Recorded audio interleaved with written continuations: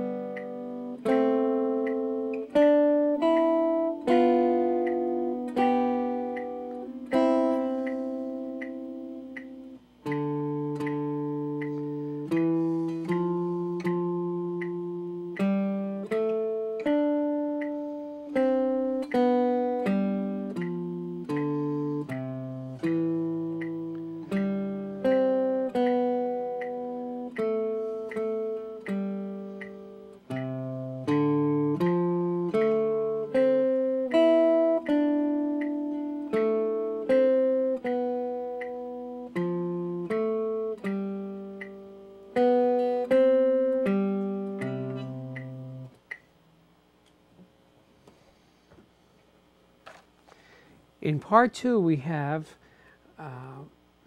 more leaps, more skips between notes. Not everything scale-wise, but melodic intervals, usually a third or a fourth. What they do really is outline a sound of a chord. So what I would do is look at the first 2 measures of the second part and notice that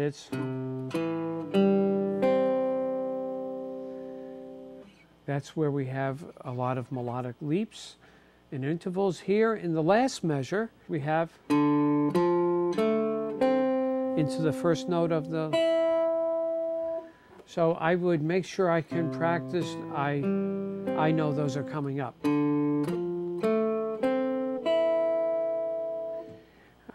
And that repeats twice.